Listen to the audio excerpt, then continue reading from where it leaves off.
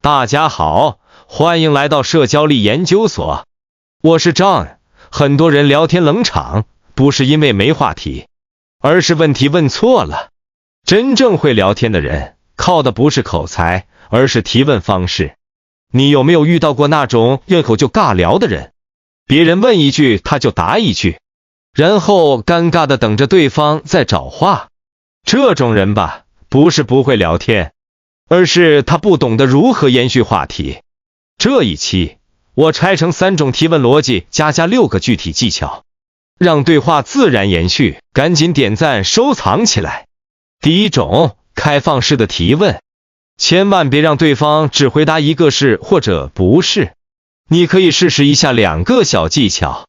技巧1，把封閉的問題改成延伸的問題。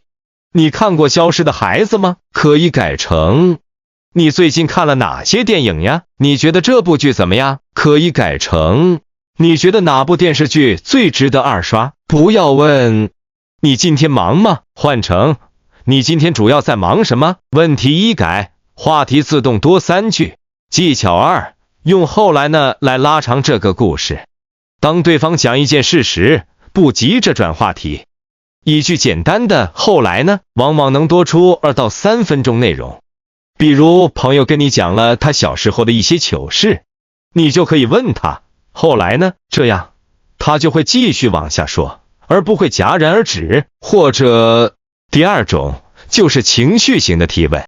很多人在表達一件事的時候，他往往是在訴說這件事的結果，但是我們關心的是他的感受。或者很多人只關心事情經過，卻忽略情緒，但人更願意聊感受。所以不要順着事實去問那你做了什麼，而要順着感受去問那感覺挺糟糕的吧。你要知道，一個人的情緒才是他行為背後的主導因素。當你順着他的情緒去挖掘原因時，他就會覺得你是懂他的，從而願意跟你分享更多。那具體怎麼做呢？記住這2個小技巧。技巧1，問他的體驗，而不是結果。那次經歷感覺怎麼樣？比最後成功了嗎？更容易打開對話。你考試沒考好，這句話後面跟着的是責備還是安慰？完全取決於你的下一個問題是你怎麼這麼不用功啊，還是你當時是怎麼想的呢？技巧2，抓住他語氣裡的關鍵詞，因為那往往是他的關注重點。對方說挺累的，你可以接累是身體累還是心累？這叫順着情緒往下走。比如你男朋友剛跟同事吵了一架回來，你就問他你跟誰吵架了？這個問題其實沒有錯，但他只會告訴你對方是誰，並且不會告訴你為什麼吵架，更不會告訴你他現在是什麼樣的心情。如果你問他那個男的說了什麼讓你很生氣，他會更願意跟你講述事情的經過以及自己的感受。最後一點叫做假設型的提問，就是要給對方制造一個延展的空間。當話題快結束時，不要硬撐，換個角度。你可以試試以下2個小技巧。技巧1，如果型問題。如果再來一次，你會怎麼選？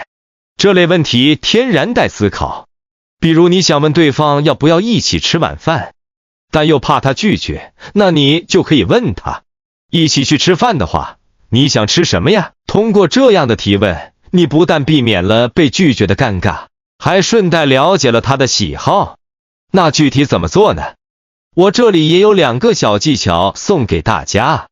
第一個是如果型的問題。如果你餓了，你會去哪家餐廳吃飯？技巧6是對比型的問題。你喜歡吃甜的還是鹹的呀？讓對方表達偏好，而不是陳述事實。聊天不會冷場，不是因為你話多，而是因為你問的對。問題決定方向，方向決定長度。